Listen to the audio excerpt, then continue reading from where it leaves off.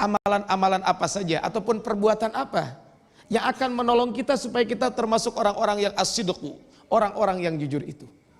Yang pertama adalah muraqabatullah, pengawasan Allah Subhanahu wa taala.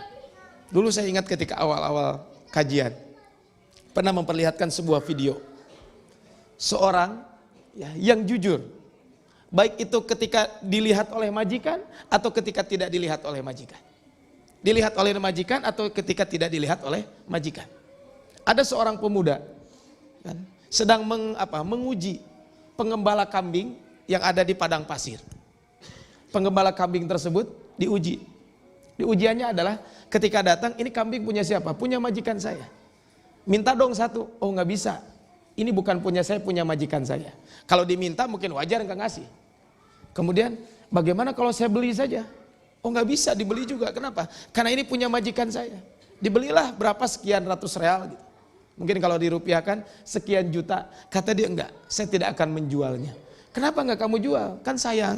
Udah duitnya kan mungkin bahasa kita sama, duitnya buat kamu. Tinggal bilang aja kepada majikan kamu bahwa ini hilang. Apa kata orang ini? Kata-kata hilang di kuburan itu tidak cukup di hadapan Allah Subhanahu wa taala. Jadi kalau saya di kuburan cukup bilang hilang, enggak cukup. Ternyata saya jual. Maka apa? Dia melakukan itu kenapa? Kata-kata beliau, makhafatallah, karena dia takut kepada Allah Subhanahu wa taala. Kata dia, majikan memang tidak melihat, tapi Allah Subhanahu wa taala Maha melihat. Sampai ada perkataan beliau itu mengatakan begini, seandainya 200.000 real satu kambing ini dijual, saya tidak akan jual. Kenapa? Karena ini bukan punya saya. Akhirnya apa? Ya karena zaman medsos ya, diupload di YouTube, itu sempat jadi trending topik di negara Arab, di YouTube itu. Jadi kalau ketika saya di Arab itu buka itu, maka itu termasuk yang di awal. Dan akhirnya ada orang baik memberikan uang 200.000 real itu kepada pengembala kambing itu. Dan ini kan mirip kisahnya di zaman Umar ya. Di zaman Umar ada seorang pengembala yang dia mengatakan saya takut kepada Allah Subhanahu wa taala. Nah, jadi muraqabatullah ini adalah satu hal yang akan salah satu apa? Yang pertama adalah akan menolong kita supaya kita bisa jujur dengan muraqabatullah. Sekarang begini, kalau kita jalan keluar menemukan uang sekoper, tinggal diambil aja kan, orang nggak ada yang lihat ya. Kalau ada CCTV kan, ya. Tapi kan apa? Tapi kalau tidak kalau takut kepada Allah, mau ada CCTV mau enggak tetap aja, tidak akan ngambil. Dan kalau orang tidak merasa muraqabatullah mah ada CCTV pun. Tadi saya di kajian dengan santri, kan ada orang mencuri mencuri kotak masjid, walaupun di situ ada CCTV. CCTV ya nyuri. Di kota Bandung ada Pak, salah satu masjid beberapa kali subuh itu kehilangan motor.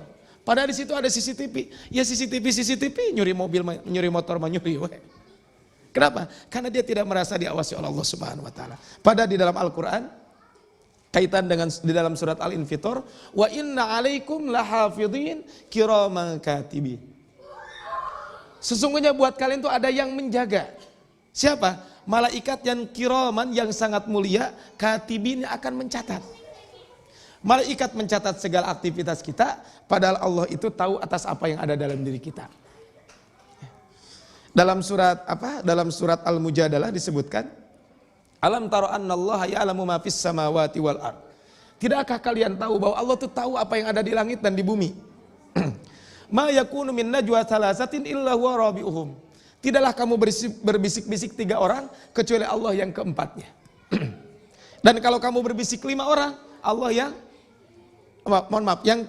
kalau kamu berbisik-bisik yang 4 orang, Allah yang kelimanya. Artinya tahu.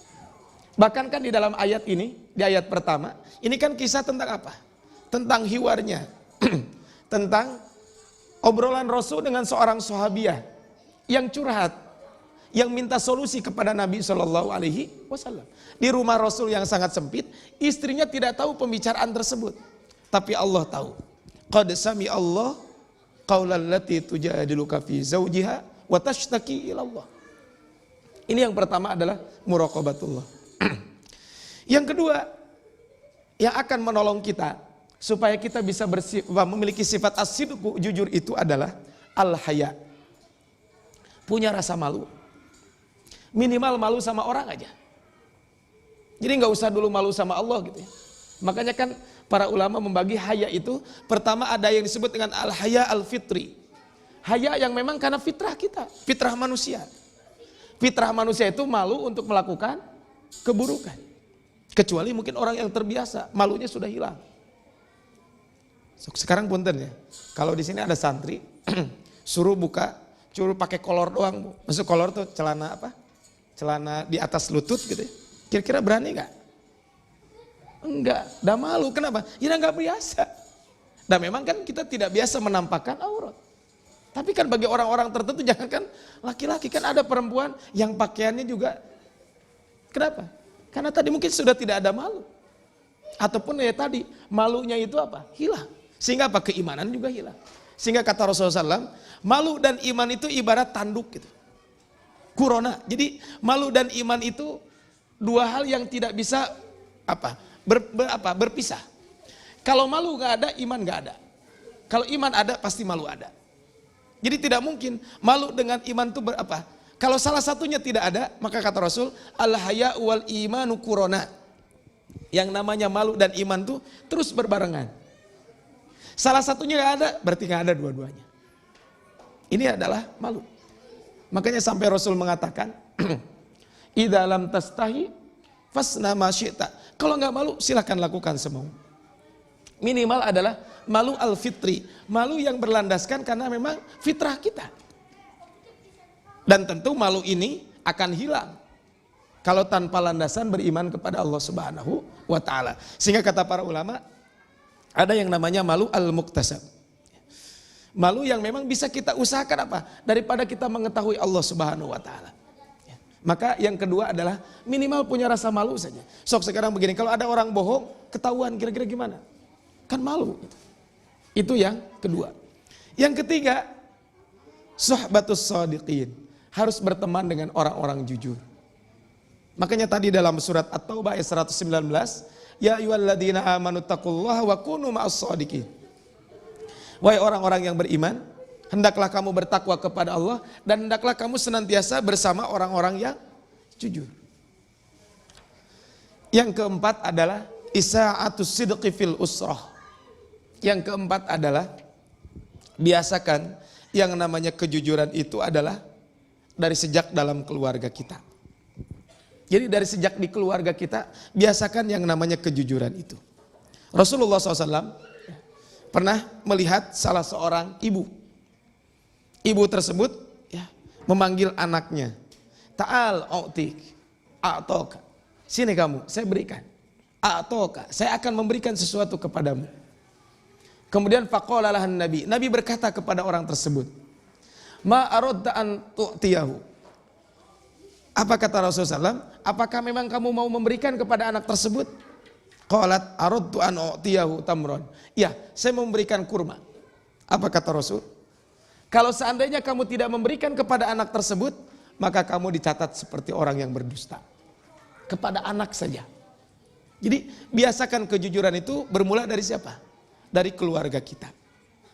Dan yang terakhir adalah supaya kita jujur itu tentu adalah dengan banyak doa kepada Allah Subhanahu wa taala. Salah satu doa adalah yang diajarkan oleh Allah di dalam Al-Qur'an, surat Al-Isra ayat ke-80. Wa qur rabbi adkhilni mudkhala sidqin wa akhrijni mukhraja sidqin waj'al li min ladunka sultanan nasira. Ini doa yang diajarkan oleh Allah Subhanahu wa taala kaitan dengan doa ini. Rabbi adkhilni mudkhala sidqin wa akhrijni mukhraja sidqin waj'al li min ladunka sultanan nasira.